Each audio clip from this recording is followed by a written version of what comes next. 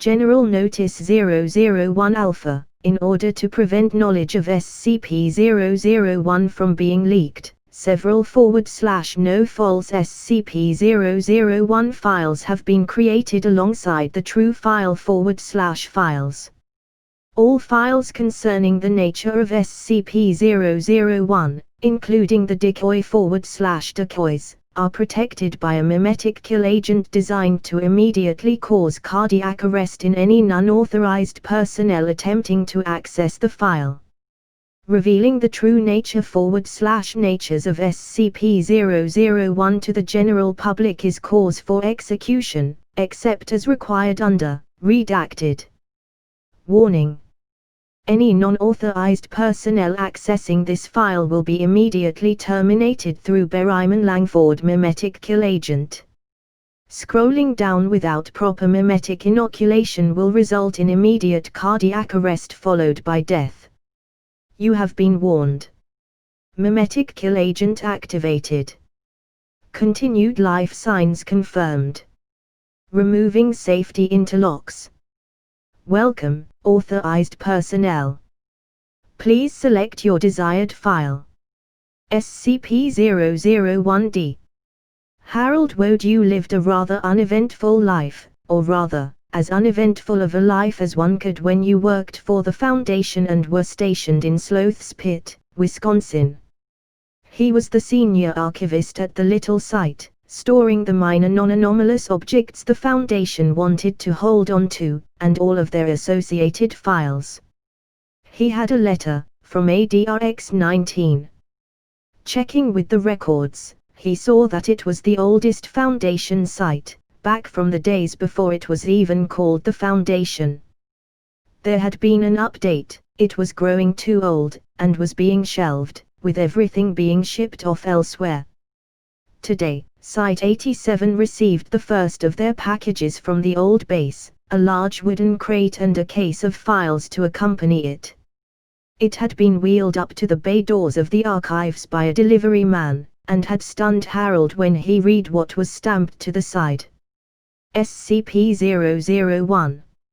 Harold looked at the delivery man, who only laughed and said, "You didn't hear. SCP-001 is dead. Item number assignment, SCP-001 COG. Date, the 12th of June, 1904. Summary: following the decision of the Administrator and Overseer Council to redesignate contained objects with arbitrary numerical designations, it has been decided that the anomaly formerly designated as #86243R001 will be reclassified to SCP-001 COG. Formally, the Foundation has appended all objects with a numeral designation indicating the order in which they brought into Foundation custody. As the new SCP-001 COG was the first object formally contained by the Foundation, it was assigned the -001 tag. However, it has been decided that this system provides too much information to potential adversaries, and must be done away with. The Overseer Council has elected to use the SCP-001 slot for a non-traditional purpose. Rather than host a single anomaly, it shall be a collection of the most dangerous, highest interest or most important anomalies contained by the Foundation. In this manner, the SCP-001 will contain an unknown number of real files, along with a large number of decoys. However, the Administrator has voiced the opinion that placing SCP-001 COG among the other files of SCP-001 will allow it to act as both a real file and a decoy.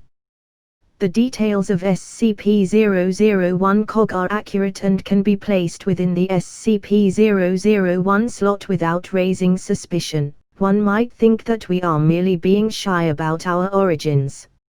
However, it will belie the truly important anomalies of the SCP-001 slot, that actually require subterfuge. Object Class Assignment, SCP-001 COG. Date, the 21st of April, 1912. Summary: Following an assessment by the Foundation's Classification Committee, it has been decided to assign SCP-001-COG the object class of Euclid. This has been decided as a result of SCP-001's infrequent attempts to escape containment and the moderate danger level of the anomaly. The object classification system is an attempt to assign simple metrics and descriptors to anomalies under Foundation supervision. These will ideally allow for a simple way to communicate the danger level posed by an anomaly in the event of a containment breach. Some have objected to this system as dangerously reductive, but the Classification Committee has decided the benefits outweigh the risks. This may come as a surprise to certain readers who have been following the new object class system with interest. They may recognize that the Keter object class was named after the first fatality caused by SCP-001-COG, that of Dr. Hermann Keter. Dr. Keter was one of the highest-ranked scientists in the Foundation prior to his death, and the decision was made to name a vital element of our operating practices after him. However, the anomaly that killed him does not meet the qualifications of a Keter-class anomaly. Incident Report SCP-001-COG, Containment Breach. Date, 15 June, 1932. Reporting Personnel, Sergeant Vincent Jordan. Summary: SCP-001-COG breached containment today, by creating a microsingularity close to it for teleportation. It reappeared 50 feet outside of its containment cell, attempting to travel the halls of ADRX-19. It is worth noting that this is substantially shorter than other teleportations that it has achieved, which have measured up to 3,000 feet in the past. After breaching containment, SCP-001-COG appeared confused by the bright lights of ADRX-19, recently installed as part of a Foundation-wide attempt to renovate the appearance and decor of all sites and bases, but coincidentally helpful in the impediment of SCP-001-COG's escape attempts. As SCP-001-COG is photosensitive and harmed by light, it began to panic. SCP-001-COG encountered a group of researchers and attacked. It first utilized a microsingularity, producing large amounts of radiation, poisoning all researchers. It attacked one researcher, Dr. Henrietta Clark, with its claws. Site security arrived at the scene seconds later and scared SCP-001-COG away from the researchers with a burst of warning fire. They were able to successfully guide it back to its containment cell using high-intensity flashlights. Dr. Henrietta Clark has been placed on medical leave and is expected to make a full recovery, as have all other involved researchers. Incident Report SCP-001-COG, Neutralization. Date, 17 August, 1961. Reporting Personnel, Sergeant Vincent Jordan, Jr. Summary: this morning, a routine check of all anomalies contained within ADRX-19 indicated that SCP-001 was not moving. After entering the containment cell, armed guards received no hostile response from SCP-001. Further medical investigation of the anomaly revealed that it was no longer breathing, and its heart had stopped beating. While little is known about the biology of SCP-001, it was confirmed that it both had a pulse and needed to respirate. This comes at the end of long period of apparent old age from SCP-001. In the past decade, SCP-001 has been weaker and more sluggish than it was when initially captured, demonstrating significantly less violent behavior and fewer breach attempts. It is likely, therefore, that SCP-001 merely died of old age.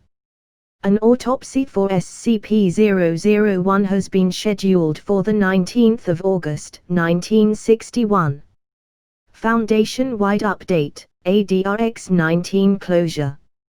Date, the 1st of June, 1980. Summary: ADRX-19 was the first of the Foundation's dedicated containment locations, and its legacy still bears an impact on operations today.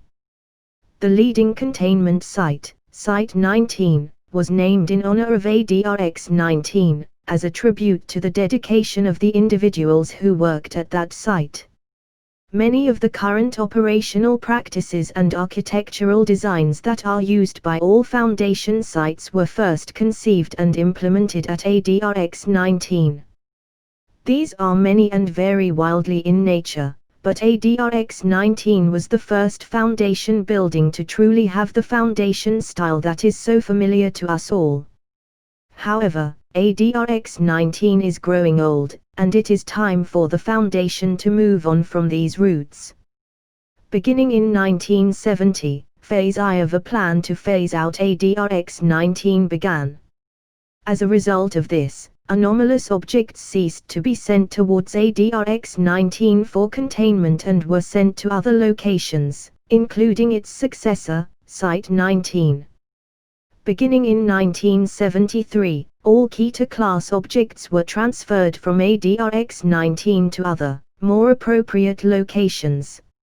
Beginning in 1977, all Euclid-class objects were transferred.